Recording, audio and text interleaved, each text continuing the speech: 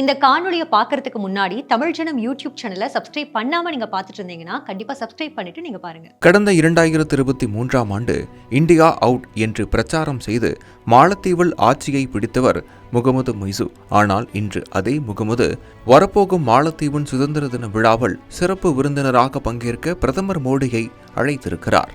இதை ஏற்று வரும் 25, 26ஆம் தேதி மாலத்தீவு செல்கிறார் பிரதமர் மோடி.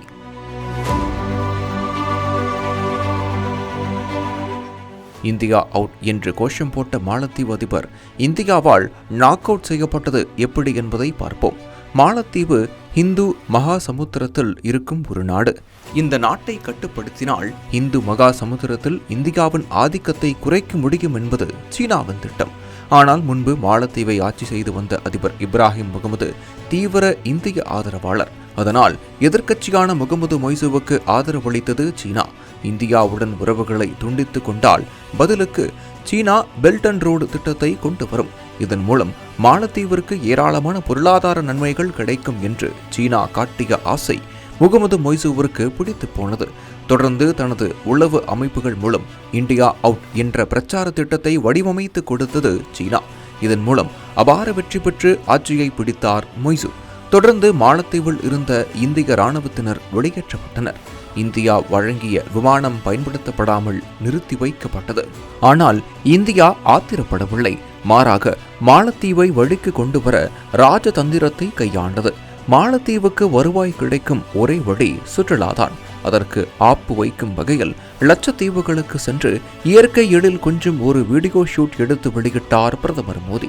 அது சர்வதேச அளவில் வைரலாக மாலத்தீவின் மார்க்கெட் கேள்விக்குறியாகும் சூழல் உருவானது. இது மாலத்தீவுக்கு விழுந்த முதல் அடி. அதோடு நின்றிருந்தால் கூட மாலத்தீவு பிழைத்திருக்கும். ஆனால் கொஞ்சமும் யோசிக்காமல் இந்தியாவையும் பிரதமர் மோடியையும் மாலத்தீவு அமைச்சர்கள் திட்டி தீர்த்தனர். விளைவு, மாலத்தீவிற்கு பெரும்பான்மையான சுற்றுலா வருமானத்தை வழங்கி வந்த இந்தியர்கள் தங்களுடைய பயணங்களை ரத்து செய்தனர். இதனால் மாலத்தீவின் வருமானம் குறைந்து பொருளாதாரத்தில் பெரிய இடி விழுந்தது. அடுத்து மாலத்தீவில் தண்ணீரும் இல்லை, விவசாயமும் இல்லை என்பதால் உணவு உள்ளிட்ட அனைத்தையுமே வெளிநாடுகளிலிருந்து இறக்குமதிதான் செய்ய வேண்டும். பொருளாதாரத்தில் அடி வாங்கியதால் அந்நிய செலாவணி குறைந்து சாப்பாட்டிற்கே பஞ்சம் ஏற்படும் சூழல் உருவானது. இந்தியா வழங்கிய விமானத்தை பயன்படுத்தாததால் ஃப்ளைட் ஆம்புலன்ஸ் உதவி நின்று போனது.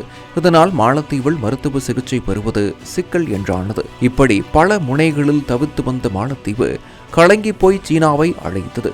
ஆனால் அந்த சீனாவுக்கே பிலிப்பைன்ஸ், வியட்நாம், தைவான் போன்ற நாடுகள் மூலம் செக் வைத்து விட்டது இந்தியா. மொத்தத்தில் இந்தியா இல்லாமல் மாலத்தீவு இல்லை என்பது முகமது மொய்சுவுக்கு தெளிவாக புரிந்துவிட்டது. அன்று நாக் அவுட் ஆனவர்தான் தற்போது பிரதமர் மோடியின் கால்களில் விழுந்து விட்டார் என்கின்றனர் வல்லுநர்கள். மாலத்தீவு செல்லும் பிரதமர் மோடி அங்கு படிப்படியாக மீண்டும் இந்தியாவுடைய இருப்பை அதிகரிப்பார் என்று எதிர்பார்க்கப்படுகிறது.